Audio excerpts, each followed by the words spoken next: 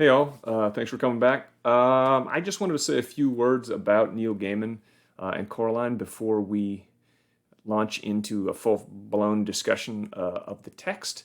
So this is just a really quick video giving a little background and bio info on Neil Gaiman um, and the book. So before I do that though, I just want to remind you guys that last week, our first week in class, I recorded a Friday follow-up video where I talked about your interpretations of the three stories. If you haven't seen that yet, make sure you go take a look at it. Also recorded a video explaining the perusal grading. If you haven't taken a look at that, please do. Okay, but other than that, let me just say a few words here about Neil Gaiman. That's the guy you're looking at right there, Neil Gaiman. Most of you probably heard of him before. He's a British fantasy, sci-fi, horror writer who's written a lot. Written novels, short stories, comic books, graphic novels, films, the list goes on, as they say. He's an accomplished guy.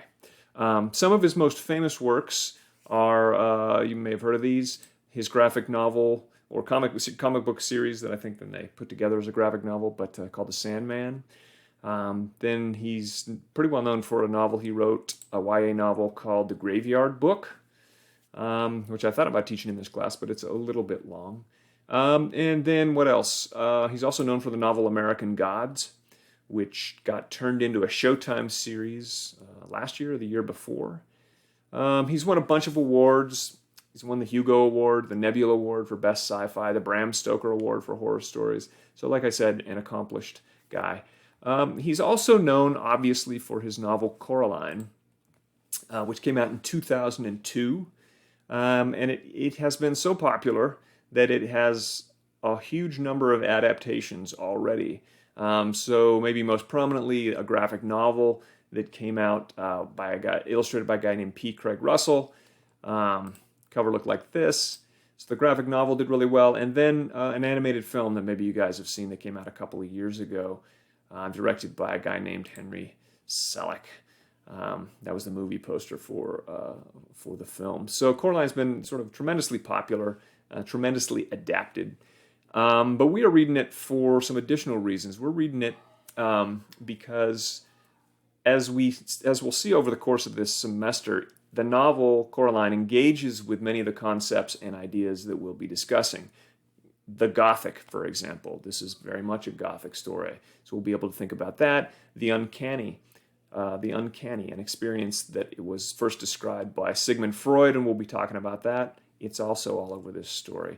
So it's a good starting place for us in those ways. It's also a surprisingly rich and deep text with lots going on in it. So as you move through it, pay close attention to what's going on and be thinking about what else might be happening under the surface, as we've been saying, right, in the subtext. Here are some things that I'm particularly interested in, you might think about in the novel. I'm interested in Coraline's relationship to both sets of parents, her real parents and then the other parents, the other mother and the other father. I'm interested in the peculiar nature of the other mother in particular, what she's like, what she's about, and why she's represented that way in particular. I'm interested in questions of identity, how it is that somebody constructs their identity, how we understand identity in this novel. And then also maybe the ideas of creativity and creation and writing. Seems to be that this is something that the novel's very interested in. So those are just some of the things.